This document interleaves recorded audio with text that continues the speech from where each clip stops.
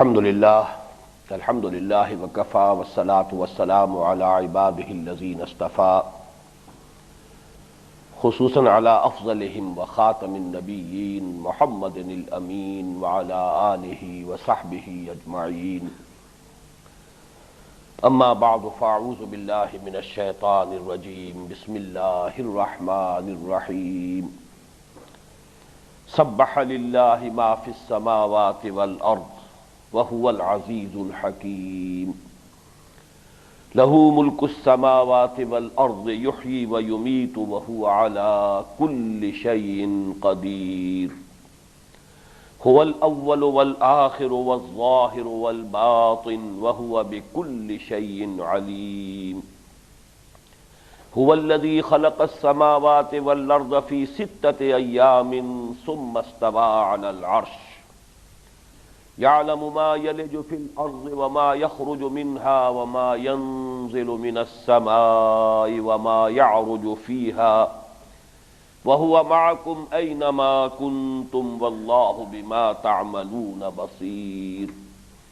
له ملك السماوات والأرض وإلى الله ترجع الأمور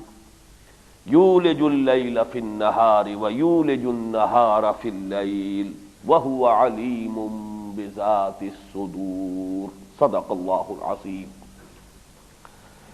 رب اشرح لی صدری ویسر لی امری واحلل عقدۃ من لسانی یفقہوا قولی اللہم ربنا الہمنا رشدنا واعذنا من شرور انفسنا اللہم ارنا الحق حقا وارزقنا اتباعه وارنا الباطل باطلا وارزقنا اجتنابه اللہم وفقنا لما تحب وترضى آمین یا رب العالمین۔ مطالعہ قرآن حکیم کے جس منتخب نصاب کا سلسلے وار درس مجالس میں ہو رہا ہے، اس کا آخری حصہ جو حصہ ششم ہے وہ کل کا کل صرف ایک سورت پر مشتمل ہے، یعنی سورۃ الحدید۔ گویا کہ اس آخری حصے کا درس اول و آخر سورہ حدید پر مشتمل ہے۔ البتہ یہ کہ جو ارادہ ہے وہ تو یہ ہے کہ 45 منٹ کی جو نشستیں ہم منعقد کر رہے ہیں تو 12 نشستوں میں اس سورہ مبارکہ کا بیان مکمل ہو جائے، لیکن جیسا کہ اس سے قبل بھی تجربہ ہوتا رہا ہے اور اصولی طور پر ہمیں معلوم ہے ما شاء اللہ کان وما لم یشاء لم یکن، ہوتا وہی ہے جو اللہ چاہتا ہے، انسان اپنی سی کوشش کر سکتا ہے لیکن میں کہہ نہیں سکتا، ہو سکتا ہے کہ مزید طوالت جو ہے اس بیان کی ہو جائے اور 16 یا عین ممکن ہے کہ 20 نشستوں تک ہمارا یہ درس سورہ حدید کا مکمل ہو سکے۔ بہرحال اللہ تعالیٰ کا نام لے کر آغاز کر رہے ہیں۔ اس سے قبل کہ اس کا ہم سلسلے وار دس بلس مطالعہ شروع کریں، حسب معمول چند تمہیدی امور ہیں کہ جن کی طرف توجہ دلانی ضروری ہے۔ سب سے پہلی بات یہ کہ مصحف میں اس سورہ مبارکہ کا مقام کیا ہے۔ ایک جملے میں تو یہ کہا جا سکتا ہے کہ قرآن حکیم کی جو سورتیں ہیں ان کے جو مکی مدنی صورتوں کے 7 گروپ ہیں، ان میں سے چھٹے گروپ کی جو مدنیات ہیں، مدنی صورتیں ہیں، ان میں اولین اور جامع ترین صورت یہ سورہ حدید ہے۔ لیکن یہ کہ اس ایک جملے کی کسی قدر وضاحت کی ضرورت ہے۔ یہ تو متفق علیہ ہے کہ قرآن حکیم کی صورتیں 114 ہیں تعداد میں۔ یہ 114 صورتیں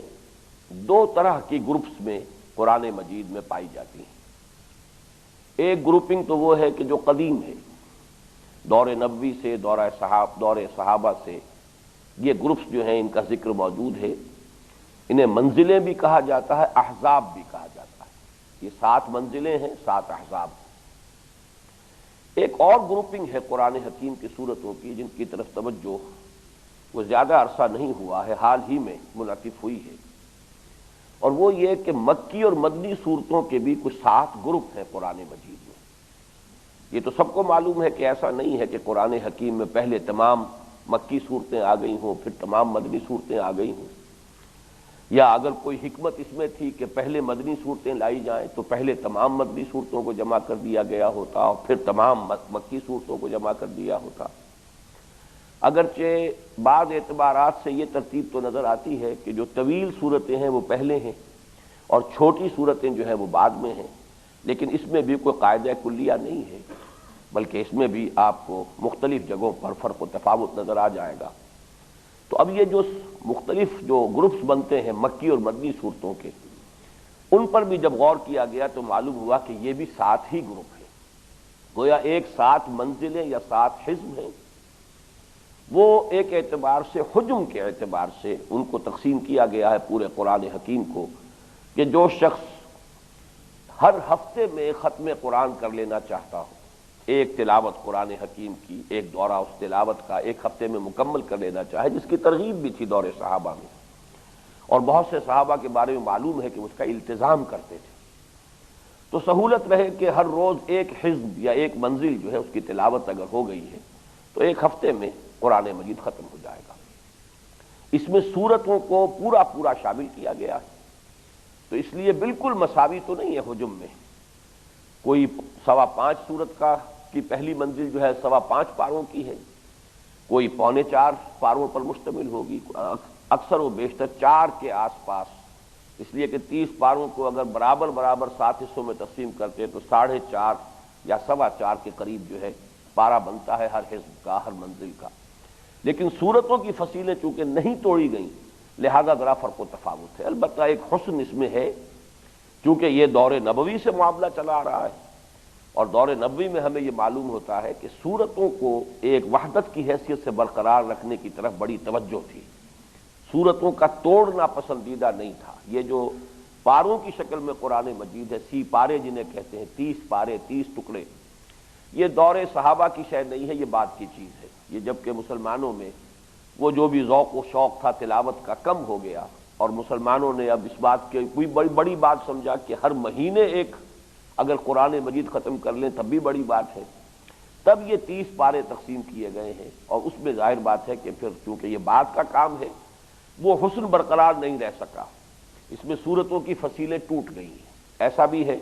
کہ ایک آیت جو ہے ایک سورت کی وہ ایک پارے میں ہے، بقیہ پوری سورت جو ہے وہ دوسرے پارے میں چلی گئی۔ آپ کو معلوم ہے سورہ ہجر کے ساتھ یہ حادثہ ہوا ہے۔ بہرحال یہ جو پاروں میں تقسیم ہے قرآن مجید کی، یہ دور نبوی یا دور صحابہ کی نہیں، اس دور میں تو صرف سورتیں تھیں، یا سورتیں گروپ تھیں منزلوں کی شکل میں، تو وہ جو اس میں ایک حسن پیدا ہوا ہے وہ یہ ہے کہ ایک عجیب تدریج ہے۔ پہلی منزل میں سورہ فاتحہ کے علاوہ 3 سورتیں ہیں، سورہ بقرہ، سورہ آل عمران، سورہ نساء، دوسری میں 5 ہے، تیسری میں 7 ہے، چوتھی میں 9 ہے، 5ویں میں 11 ہے، چھٹی منزل میں 13 ہے۔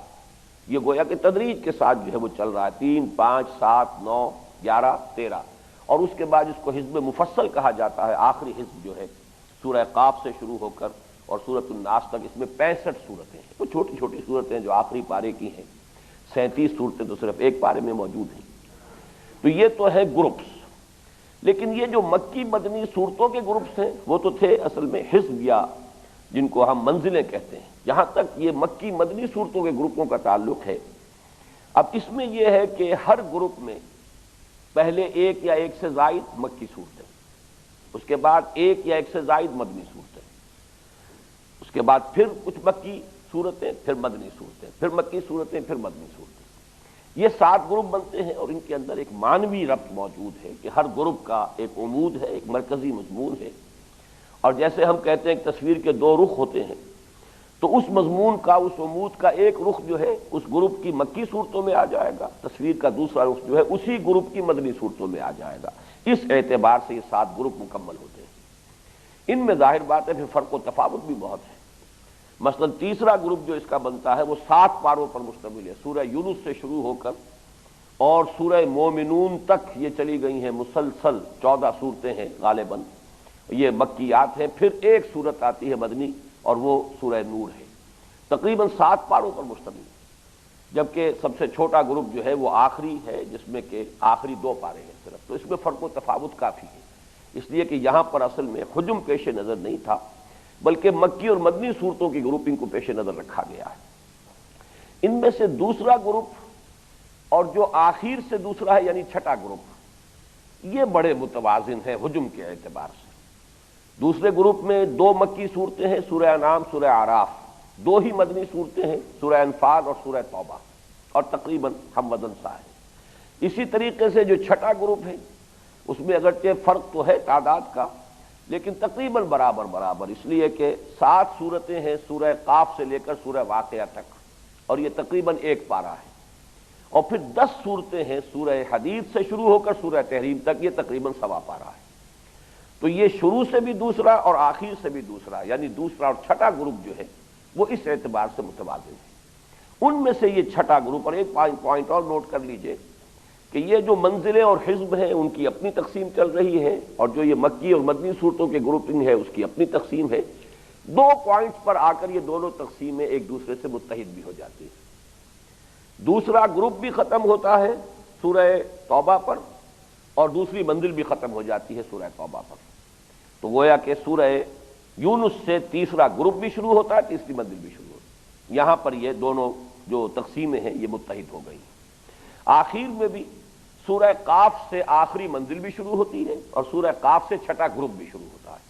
آخری منزل میں یہ مکی مدنی صورتوں کے 2 گروپ ہیں، چھٹا اور 7واں، دونوں گروپ جو ہے وہ آخری منزل میں۔ اب آئیے جو چھٹا گروپ ہے جس کے بارے میں نے عرض کیا کہ اس میں 7 صورتیں ہیں کہ جو مکی ہیں سورہ قاف سے اور سورہ واقعہ تک، 10 صورتیں مدنی ہیں سورہ حدید سے سورہ تحریم تک۔ ان میں بھی ایک عجیب بات آپ کو نظر آئے گی کہ اس گروپ کی جو مکی صورتیں ہیں وہ ادبی اعتبار سے قرآن مجید کا نقطہ عروج ہے، جس کو کہ حسن ظاہری کہا جائے۔ الفاظ ہیں، در و بست ہے، پھر یہ کہ آہنگ ہے، صوتی آہنگ ہے، جس کو میں ڈیوائن میوزک سے تعبیر کیا کرتا ہوں کہ ایک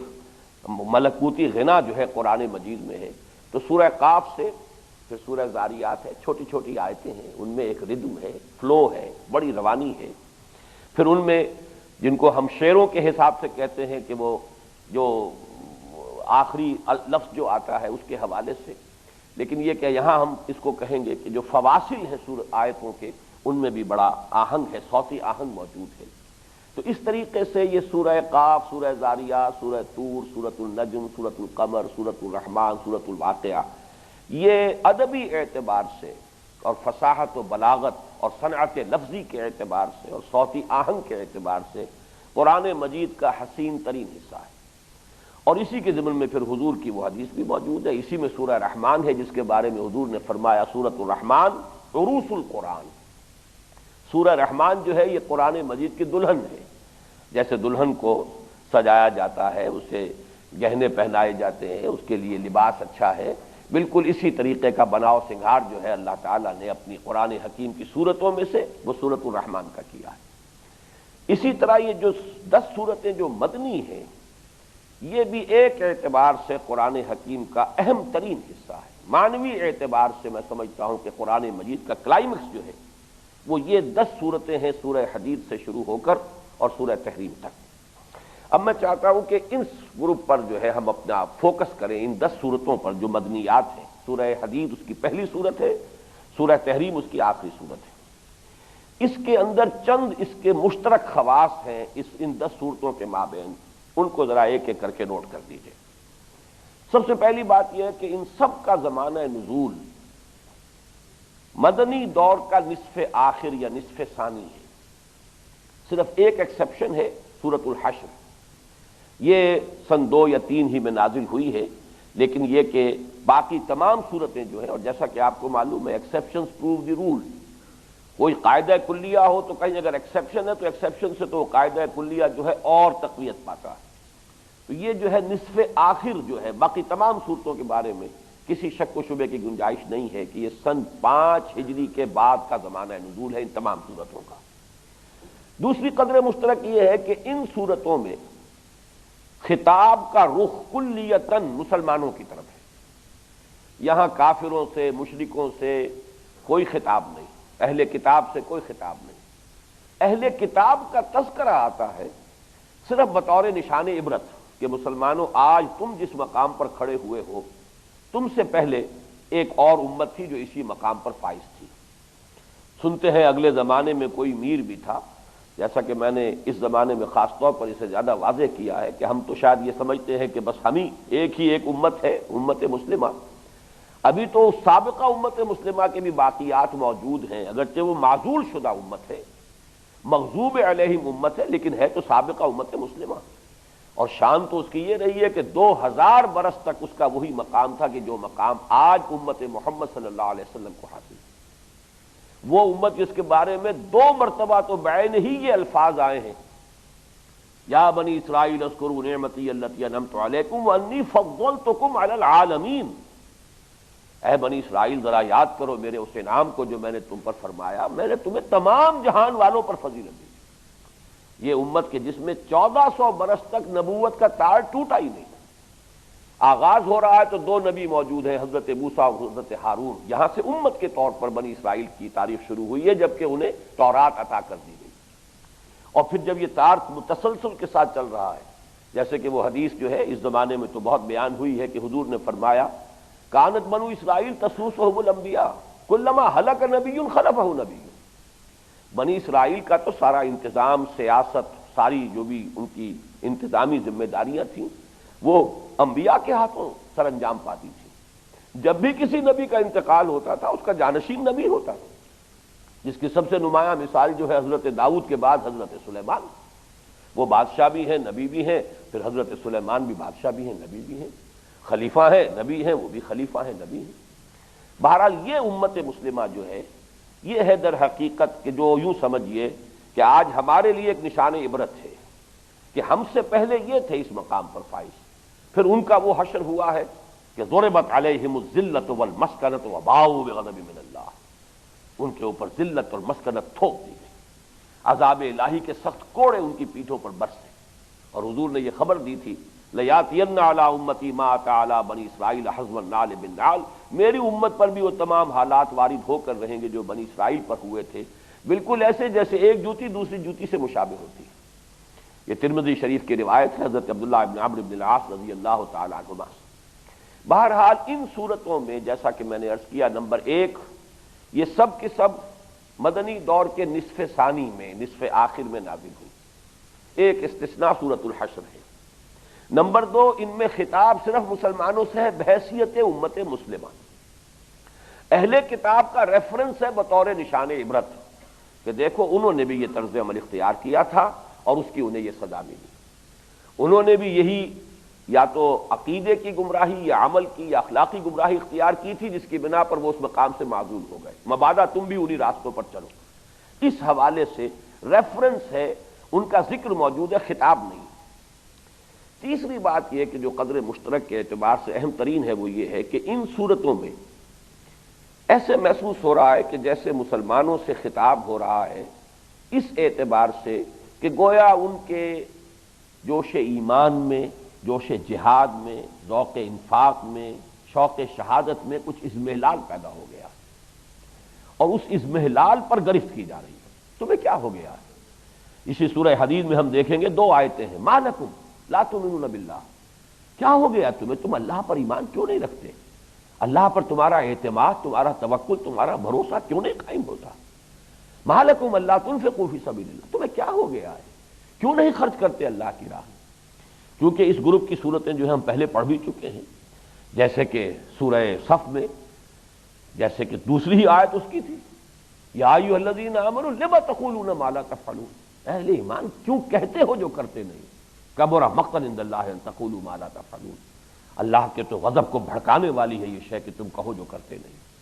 تو یہ بھی ایک تیسری قدر مشترک ہے ان صورتوں کے اندر۔ اور اس حوالے سے ذرا اس موضوع پر غور کر لیجئے کہ یہ اضمحلال کیسے پیدا ہو گیا، اس لیے کہ ذرا طبیعت اس بات کو قبول کرنے سے اپراتی ہے، اباہ کرتی ہے کہ کیا دور صحابہ ہی میں کوئی اضمحلال اور زوال کا آغاز ہو گیا تھا؟ کیونکہ جو بھی ہماری ایک عقیدت ہے، محبت ہے صحابہ کرام کے ساتھ رضوان اللہ تعالی علیہم اجمعین، یہ تو دور ابھی دور صحابہ ہے، قرآن ابھی نازل ہو رہا ہے، حضور صلی اللہ علیہ وسلم جو موجود ہے، انا بین اظہرکم، میں تمہارے مابین موجود ہوں اور تب تمہارا یہ حال ہے۔ تو اس کا سبب کیا ہے؟ اس کو اچھی طرح جان لیجئے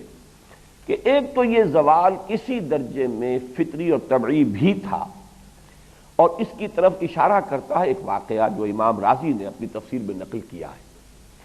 کہ حضرت ابوبکر صدیق رضی اللہ تعالی عنہ کے دور خلافت میں کچھ لوگ اہل یمامہ کا ایک وفد آیا تھا، تو ان کے سامنے قرآن مجید کی تلاوت کی گئی، قرآن مجید کی قرأت ہوئی، انہیں سنایا گیا قرآن، تو ان کے آنکھوں سے اسی طرح آنسو رواں ہو گئے جیسے حضور کے زمانے میں ہوا تھا، جس پر کہ وہ 7ویں پارے کی پہلی آیت نازل ہوئی ہے وَإِذَا سَمِعُوا مَا أُنزِلَ إِلَى الرَّسُولِ تَرَىٰ أَعْيُنَهُمْ تَفِيضُ مِنَ الدَّمْعِ مِمَّا عَرَفُوا مِنَ الْحَقِّ، تو وہی کیفیت ہوئی اس وقت۔ حضرت ابوبکر نے اس پر یہ الفاظ کہے ہَكَذَا كُنَّا حَتَّىٰ قَسَتِ الْقُلُوبُ، آج جو حال آپ لوگوں کا ہوا ہے یہی حال ہمارا بھی ہوتا تھا، یہاں تک کہ دل سخت ہو گئے۔ تو جہاں تک تو حضرت ابوبکر رضی اللہ تعالیٰ عنہ کا یہ قول ہے تو یہ ماننا پڑے گا کہ یہ تو ان کا تو یہ شدت احساس ہے، احساس کی شدت ہے۔ عرض کیجئے جوہر اندیشہ کی گرمی کہاں، کچھ خیال آیا تھا صحرا کا، کچھ خیال آیا تھا وحشت کا کہ صحرا جل اٹھا، تو یہ تو ایک احساس کی شدت ہوتی ہے جو انسان کے اندر پیدا ہو جاتی ہے۔ حضرت ابوبکر کے بارے میں تو ہم کوئی گمان نہیں کر سکتے کہ ان کے ایمان میں یا ان کے جوش جہاد میں یا ان کے جذبہ انفاق میں یا ان کے جو بھی شوق شہادت ہے اس میں کسی درجے میں بھی کوئی کمی آئی ہو، لیکن یہ کہ شدت احساس اس درجے کا ہے۔ دوسرے یہ کہ اصل میں بات جو سمجھ میں آتی ہے وہ یہ ہے کہ اوسط جو ہے وہ یقیناً گرا ہے۔ اوسط جو ہے اس میں ظاہر بات ہے جو لوگ مدنی دور میں ایمان لا رہے تھے،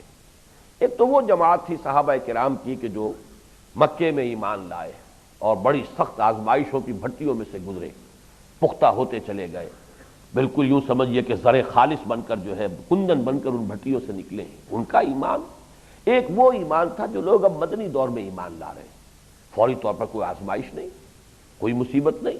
چونکہ مدینے میں اسلام کی ایک حیثیت سے سمجھیے کہ بالادستی ہے،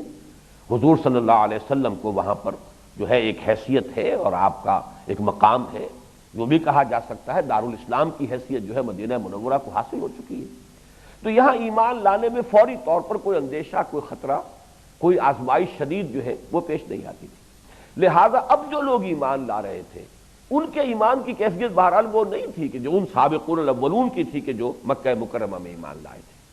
اب جب آپ جمع کریں گے اور جمع کر کے اوسط نکالیں گے تو اس اعتبار سے بات سمجھ میں آ جائے گی کہ بحیثیت مجموعی اب وہ کیفیت جو ہے اس میں کمی پیدا ہو رہی تھی۔ اس کمی کو اللہ تعالیٰ نے، اللہ کی حکمت کا یہ تقاضا ہوا کہ اسے پن پوائنٹ کر کے اس کے حوالے سے مسلمانوں سے خطاب کیا گیا ان صورتوں میں۔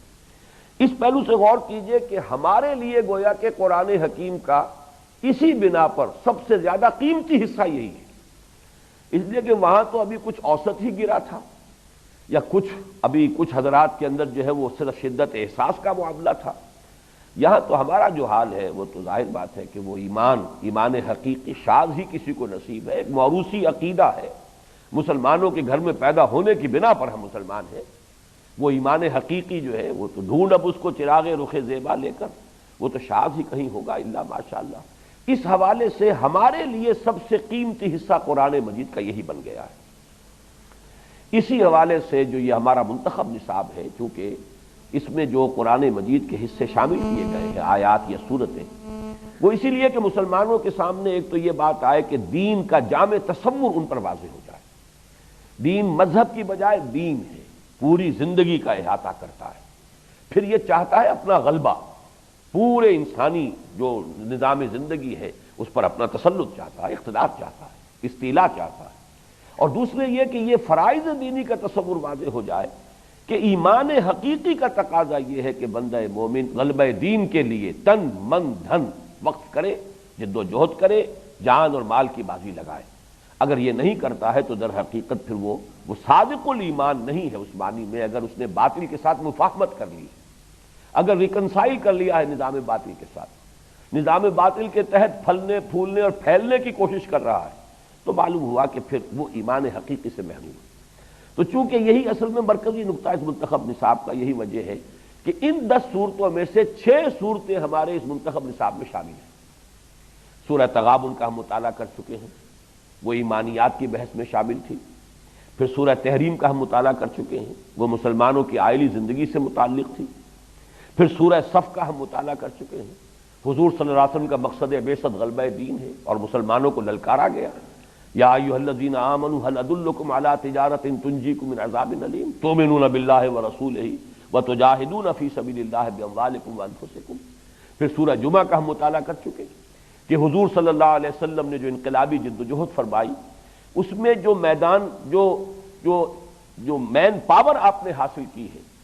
مردان کار جو ہے کیسے فراہم کیے، کیسے انہیں تربیت دی، کیسے تیار کیا۔ هو الذی بعث فی الامیین رسولا منہم یتلو علیہم آیاتہ ویزکیہم ویعلمہم الکتاب والحکمہ۔ پھر سورہ منافقون ہم پڑھ چکے ہیں کہ اصل میں اسی جہاد سے، غلبہ دین کی جد و جہد سے گریز جو ہے وہ اصل میں بنیاد ہے نفاق کی، اور نفاق پھر جو ہے کس درجے مہلک ہے، کس درجے تباہ کن ہے، وہ سارے معاملات جو ہیں اہم ترین وہ انہی صورتوں میں آئے ہیں۔ اس میں ایک اور بات بھی نوٹ کر لیجئے کہ مسلمانوں کے لیے جو مختلف موضوعات اہمیت کے حامل ہیں، اگرچہ بقیہ قرآن میں آپ یوں سوچئے کہ یہ اگر سوا پارہ ہے تو پورے قرآن میں یہ 1/30 یا 1/25 ہے، لیکن قرآن حکیم میں جو مباحث بڑے طوالت کے ساتھ آئے ہیں، شرح و بسط کے ساتھ آئے ہیں مختلف صورتوں میں، مکی اور مدنی صورتوں میں، ان صورتوں میں ان کو چھوٹے چھوٹے خلاصوں کی شکل میں دے دیا گیا ہے۔ گویا کہ انسان کی جو ایک طبیعی سی کمزوری ہے، ہر طرح کے انسان ہیں، زیادہ محنتی لوگ بھی ہیں، سہولت پسند لوگ بھی ہیں، جیسے طالب علم ہوتے ہیں، وہ طالب علم بھی ہوتے ہیں جو اپنی تمام ٹیکسٹ بکس کا ایک ایک حرف پڑھتے ہیں، اور ایسے بھی ہیں جو خلاصوں سے کام چلاتے ہیں۔ تو گویا کہ اس قسم کے لوگوں کی بھی سہولت کے لیے اللہ تعالیٰ نے، اب جیسا کہ آپ کو معلوم ہے ایمان، توحید، اس کے تقاضے، یہ اصلاً جو ہے یہ تو مکی صورتوں کا مضمون ہے، لیکن سورہ تغابن ہم پڑھ چکے ہیں، کل 18 آیات میں ایمانیات ثلاثہ، پھر اس کے ثمرات، برکات، اس کے نتائج کیا ہونے چاہیے، کل 18 آیات میں ایمان کے موضوع پر جامع ترین صورت۔ اس کا برعکس جو کہ قانونی سطح پر تو ہوتا ہے کفر، اور مسلمانوں کے اندر جو کفر پیدا ہو جاتا ہے، نام نہاد مسلمانوں میں اس کا نام نفاق ہے، حقیقت کے اعتبار سے کفر، لیکن قانوناً وہ منافقی مسلمان ہے۔ اب اس نفاق کا مضمون جو آیا ہے قرآن مجید میں، سورہ آل عمران میں آیا ہے، سورہ نساء میں بہت مفصل آیا ہے، پھر یہ کہ سورہ توبہ میں بہت بڑا جو حصہ ہے سورہ توبہ کا وہ انہی مباحث سے متعلق ہے، لیکن کل 11 آیات پر مشتمل سورہ منافقون ہے جو ہم پڑھ چکے ہیں، کہ جس میں مرض کیا ہے، اس کے اصل سبب کیا ہے، اس ایکسائٹنگ کازز کیا ہے، پری ڈسپوزنگ کازز کیا ہے، سمٹمز کیا ہے، اس کا پروگنوسس کیا ہے، پھر اس کے لیے ٹریٹمنٹ کیا ہے، اس کے لیے پریونٹیو ٹریٹمنٹ کیا ہوگا، کیوریٹو ٹریٹمنٹ کیا ہوگا، یہ ساری اصطلاحات میں جو ہے طب کی استعمال کر رہا ہوں اس لیے کہ نفاق کو اللہ تعالیٰ نے مرض قرار دیا، فی قلوبہم مرض فزادہم اللہ مرضا، اسی کی بڑھی ہوئی شکل ہے جو مختلف درجات ہیں منافقین کے، ان کے لیے ساری بحث جو ہے وہ 11 آیتوں میں مکمل ہے۔ اسی طرح حضور کا مقصد بعثت، ویسے تو مدنی صورتوں کے اندر بڑے مفصل یہ بحثیں آئی ہیں، لیکن یہ کہ سورہ صف نے جس جامعیت کے ساتھ اس کو جمع کیا ہے، پھر آپ کا طریقہ کار، بنیادی طریقہ کار سورہ جمعہ کے اندر اس کا خلاصہ آ گیا ہے۔ آئلی زندگی چونکہ اہم ترین ہے، اس لیے کہ یہی یعنی سب سے پہلی اینٹ ہے اجتماعیت کی، خاندان کا ادارہ، فیملی لائف، اور اس فیملی لائف پر اس مجموعے میں 2 صورتیں جو ہے سورۃ الطلاق اور سورۃ التحریم موجود ہیں۔ اس اعتبار سے واقعہ یہ ہے کہ یہ جو حصہ ہے قرآن مجید کا جو کل 1.25 پارے پر مشتمل ہے، 10 صورتیں ہیں، یہ امت مسلمہ سے خطاب کے ضمن میں جامع ترین بھی ہے، اور یہ کہ ہمارے لیے سب سے زیادہ اہم بھی ہے کہ ان پر غور کریں، ان کے بین السطور جو ہے غور و فکر جو ہے زیادہ سے زیادہ گہرائی میں اتر کر سمجھنے کی کوشش کریں، ان کا ورد رکھیں، انہیں بار بار پڑھتے رہیں۔ جیسے تو پورے قرآن کا ورد ہونا چاہیے، پورے قرآن کو پڑھتے رہنا چاہیے، لیکن خاص طور پر مسلمانوں سے بحیثیت امت مسلمہ خطاب پر یہ قرآن حکیم کا اہم ترین حصہ ہے۔ اب آئیے یہ جو صورتیں ہیں 10، ان کی بھی ایک تقسیم ہے، اسے ایک اعتبار سے اس پر بھی نظر ڈال لیجئے۔ یہ 10 صورتیں ہیں کل، ان میں سے 5 وہ ہیں جن کا آغاز ہوا ہے سبح للہ یا یسبح للہ۔ یہ سورہ حدید ہے پہلی، سبح للہ ما فی السماوات والارض، اس کے بعد پھر سورۃ الحشر آئے گا، سبح للہ ما فی السماوات وما فی الارض، پھر سورہ صف ہے سبح للہ ما فی السماوات وما فی الارض، پھر سورہ جمعہ ہے یسبح للہ ما فی السماوات وما فی الارض، پھر سورہ تغابن ہے یسبح للہ ما فی السماوات و ما فی الارض۔ تو 5 صورتیں جو ہیں وہ تسبیح کے ذکر سے شروع ہوئی، 5 جو ہیں بغیر کسی تمہید کے، سورہ مجادلہ ہے، پھر سورہ ممتحنہ ہے، پھر سورہ منافقون ہے، پھر یہ کہ سورۃ الطلاق ہے، سورۃ التحریم ہے۔ 5 صورتیں وہ ہیں جو بغیر اس قسم کی کسی تمہید کے براہ راست خطاب جو ہے وہ شروع ہو جاتا ہے۔ ان 5 کو کہتے ہیں مسبحات۔ بعض حضرات المسبحات میں 2 صورتوں کو اور بھی شامل کرتے ہیں، کیونکہ ایک سورۃ الاسراء یا سورہ بنی اسرائیل ہے، سبحان الذی اسریٰ بعبدہ لیلا من المسجد الحرام الی المسجد الاقصی، اور ایک پھر جو ہے کہ تسبیح کے حکم سے شروع ہوتی ہے، سبح اسم ربک الاعلی، سورۃ الاعلی۔ تو بعض حضرات ان کو کہتے ہیں المسبحات، یعنی یہ 7 صورتیں جو ہیں مسبحات، ان کا ایک کلیکٹیو نیم ہے، لیکن میرے نزدیک یہ ہے کہ اصل میں اس لفظ کا اطلاق انہی 5 صورتوں پر ہونا چاہیے، سبح للہ یا یسبح للہ۔ اب اس میں بھی ایک عجیب تقسیم ہے، اس لیے کہ 3 صورتوں کے شروع میں آیا ماضی کا صیغہ، 2 کے شروع میں آیا فعل مضارع یسبح للہ ما فی السماوات و ما فی الارض، لیکن عجیب ایک توازن پیدا کیا گیا ہے کہ سورۃ الحشر کے آخر میں یہی مضمون پھر آیا ہے اور وہ مضارع کے صیغے سے آیا، یسبح لہ ما فی السماوات والارض وہو العزیز الحکیم۔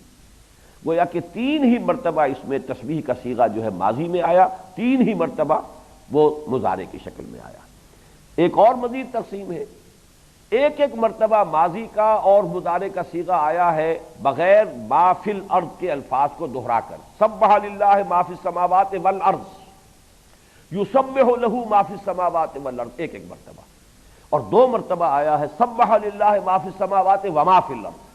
یہ سورۃ الحشر میں بھی اور سورۃ الصف میں بھی، اور یسبح للہ ما فی السماوات وما فی الارض، یہ سورۃ الجمعہ میں بھی ہے، سورۃ التغابن میں بھی ہے۔ تو ایک عجیب سا توازن ہے جو قرآن مجید اس اعتبار سے بھی قائم کرتا ہے، اگرچہ اب ان کی کوئی معنوی کیا اہمیت ہے اس پر تو آدمی غور و فکر کرتا رہے، لیکن یہ کہ ایک توازن،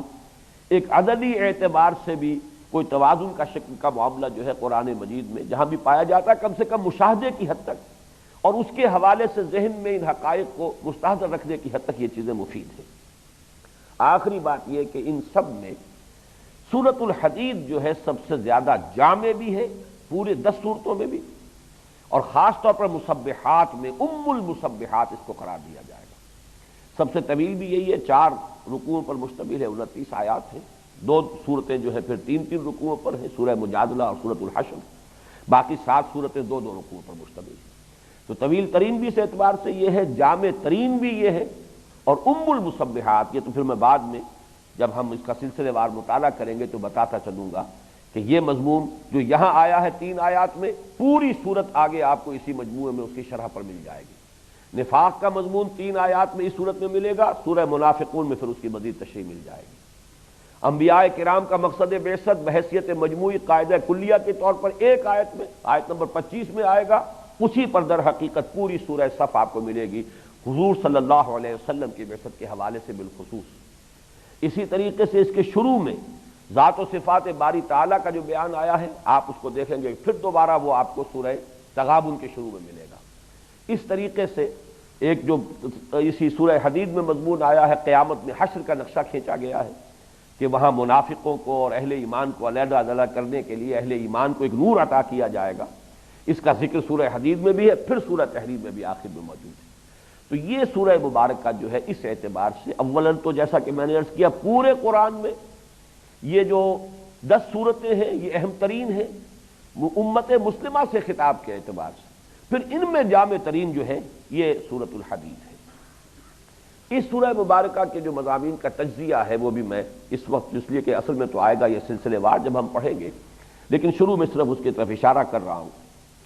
پہلا حصہ اس کا 6 آیات پر مشتمل ہے اور آج میں نے انہی کی تلاوت کی تھی، اگرچہ اس نشست میں شاید ہم اس کا آغاز نہ کر سکیں۔ ذات و صفات باری تعالیٰ کے بیان پر یہ 6 آیتیں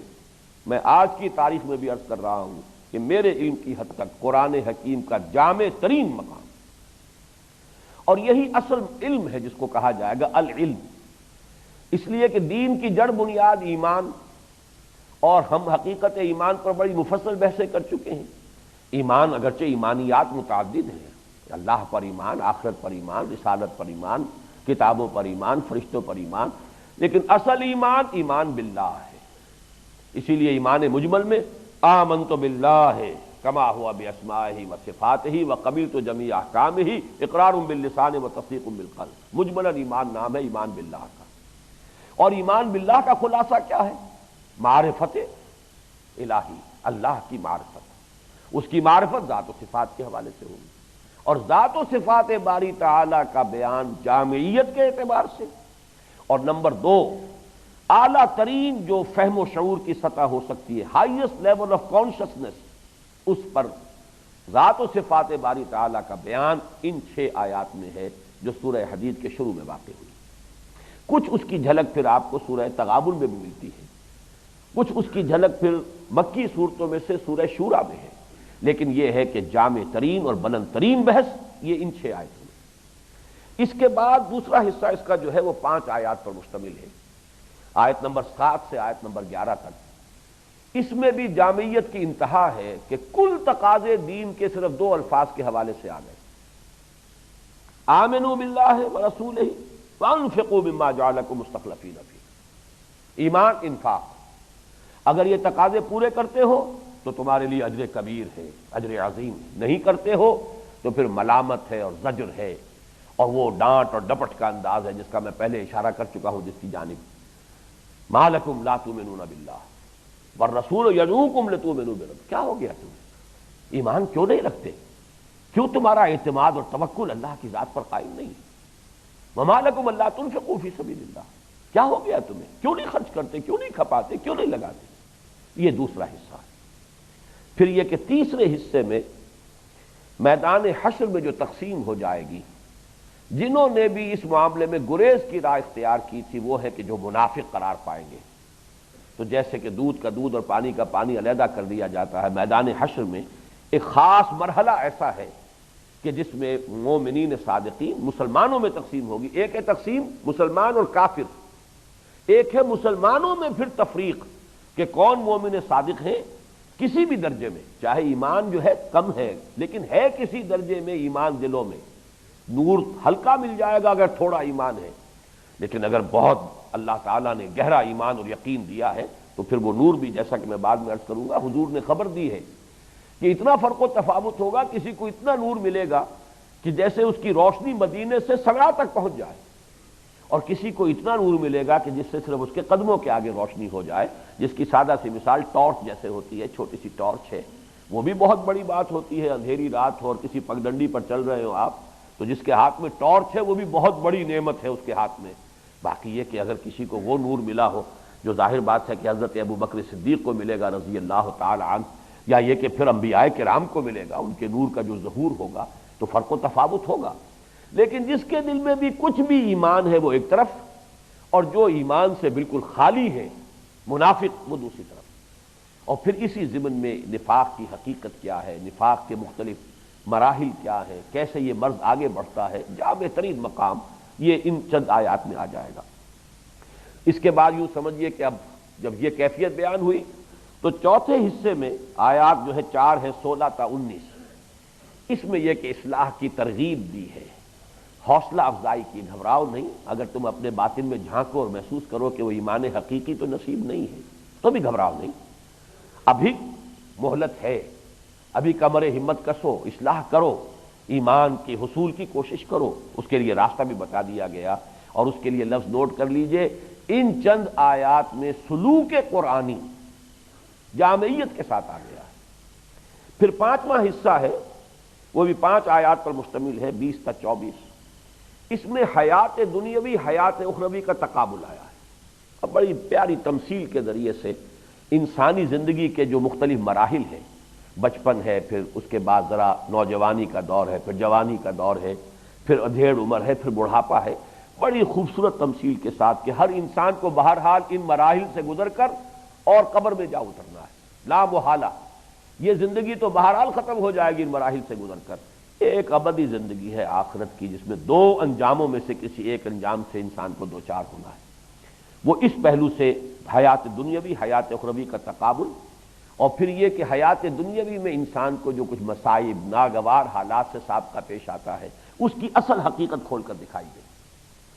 چھٹا حصہ جو ہے سورہ مبارکہ کا وہ صرف ایک آیت پر مشتمل ہے، اور وہ ہے آیت نمبر 25، جس کے بارے میں بہت سے احباب کے علم میں میرا یہ قول پہلے سے ہوگا کہ پوری دنیا کے سارے انقلابی لٹریچر میں اتنا انقلابی ایک جملہ آپ کو نہیں مل سکتا جو قرآن مجید کی سورہ حدید کی آیت نمبر 25 میں ہے۔ انقلاب عظیم، اس کے تمام مراحل، ہم نے کیوں انبیاء کو بھیجا، کیوں ہم نے کتابیں نازل کی، کیوں شریعت نازل کی، کیوں ہم نے یہ میزان نازل فرمائی، اس لیے تاکہ عدل اور انصاف قائم ہو، اور عدل و انصاف کو قائم کرنے کے لیے انقلاب لانا پڑے گا، جس کے لیے جہاں ترغیب ہے، تشویق ہے، دعوت ہے، تعلیم ہے، وہاں لوہے کی طاقت بھی استعمال کرنی پڑے گی۔ وَأَنزَلْنَا الْحَدِيدَ فِيهِ بَأْسٌ شَدِيدٌ وَمَنَافِعُ لِلنَّاسِ، اسی آیت کے حوالے سے اس سورت کا نام سورہ حدید ہے۔ اس کے بغیر کبھی بھی نظام نہیں بدلا کرتا، عدل و انصاف قائم نہیں ہو سکتا، طاقت استعمال کرنی پڑتی ہے، جانیں دینی پڑتی ہے، اور در حقیقت اللہ تعالیٰ اپنے ان جانثار بندوں کا امتحان لے رہا ہے جو دعوے دار ہیں ایمان کے، آیا وہ اس نظام عدل و قسط کو قائم کرنے کے لیے اپنی جانیں ہتھیلی پر رکھ کر اور اس حدید کی قوت ہاتھ میں لے کر میدان میں آتے ہیں یا نہیں آتے۔ یہ 25ویں آیت سورہ مبارکہ کی، بلکہ میں تو اس کے لیے لفظ استعمال کیا کرتا ہوں، اتنا عریاں لٹریچر جو ہے، عریاں خاص بالکل واضح لگی لپٹی رکھے بغیر انقلاب کا عمل، وَأَنزَلْنَا الْحَدِيدَ فِيهِ بَأْسٌ شَدِيدٌ وَمَنَافِعُ لِلنَّاسِ، اس کے بغیر جو ہے کبھی بھی ویسٹڈ انٹرسٹ جو ہے جگہ چھوڑنے کو تیار نہیں ہوتا۔ کم لوگ ہوتے ہیں کہ جو دلیل سے مان جاتے ہیں، مان جائے، ایسے سلیم الفطرت لوگ ہر معاشرے میں ہوتے ہیں، دلیل سے قائل ہو جاتے ہیں، اور ہر طبقے میں ہوتے ہیں، لیکن یہ کہ بحثیت مجموعی ہر نظام میں جو مراعات یافتہ طبقہ ہوتا ہے، جو مستکبرین ہیں، جو مترفین ہیں، وہ در حقیقت اپنی جگہ چھوڑنے کو تیار نہیں ہوتے، اس کے لیے طاقت کا استعمال ناگزیر ہے۔ تو یہ در حقیقت میں نے اسی لیے اس کو مکمل ایک حصہ قرار دیا اس کا جو ایک آیت پر مشتمل ہے، اور 7واں اور آخری حصہ جو ہے سورہ مبارکہ کا،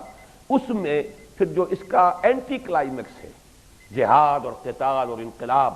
اس کے برعکس ایک رہبانیت ہے۔ میں کھٹکتا ہوں دل یزداں میں کانٹے کی طرح، تو فقط اللہ اللہ اللہ، اس رہبانیت کی نفی بھی کر دی گئی ہے کہ اگرچہ کچھ نیک دل لوگ ادھر راغب ہو جاتے ہیں، لیکن در حقیقت اللہ جس راستے پر چاہتا ہے کہ اس کے وفادار بندے چلے، وہ یہ رہبانیت کا راستہ نہیں۔ یہ تمہیدی باتیں اس سورہ مبارکہ کے بارے میں مکمل ہو گئیں۔ اب ذرا اپنا ایک تاثر عرض کر رہا ہوں، وہ بھی ایک تو تحدیث نعمت کے طور پر، وہ یہ کہ اللہ کا شکر ادا کرتے ہوئے کہہ رہا ہوں اما بنعمت ربک فحدث۔ اس سورہ مبارکہ سے مجھے بالکل آغاز میں، جبکہ ابھی اپنے میں اس مشن کا یوں سمجھیے کہ اس کے بارے میں سوچ ہی رہا تھا، اللہ تعالیٰ نے خصوصی انشراح عطا فرمایا تھا اس سورہ مبارکہ کے بارے میں، خصوصی نسبت ذہنی اور قلبی۔ یہ میں سن 56-57 کی بات کر رہا ہوں، اسی وقت سے ایک خصوصی تعلق، خصوصی نسبت، ایک مناسبت بھی اللہ تعالیٰ نے اس سورہ مبارکہ، اس وقت سے میں متعدد مواقع پر اس کے درس دیتا رہا ہوں۔ پھر یہ کہ ایک واقعہ بھی ہے خاص طور پر سن 58 کا، جب میں یہ درس دے رہا تھا کراچی کی ایک محفل میں، تو میرے اعزاء میں سے ایک ہیں جو مجھ سے عمر میں بڑے ہیں، جماعت اسلامی کی رکنیت جو ہے ان کی قبل از تقسیم ہند سے ہے، اس سے پہلے وہ خاص طور پر دیوبندی حلقہ جو ہے اس میں سے تھانوی حلقے سے وابستہ تھے، گویا کہ مذہبی اور دینی مزاج شروع سے ہے۔ انہوں نے جب میرا درس سنا تو اس وقت کہا تھا، یہ اس وقت کی بات کر رہا ہوں سن 58 کی، کہ آپ کو جو مناسبت اللہ نے قرآن مجید کے ساتھ دی ہے، آپ تو اب یہ چھوڑیے سارے دھندے، یہ پریکٹس اور یہ اور وہ، اور لگیں صرف دین کے پڑھنے اور پڑھانے میں، اور سارے اخراجات میرے ذمہ۔ بہرحال میں نے تو اس بات کو اس وقت تو ہنس کر ٹال دیا تھا، لیکن میں یہ بھی جانتا ہوں کہ اصل میں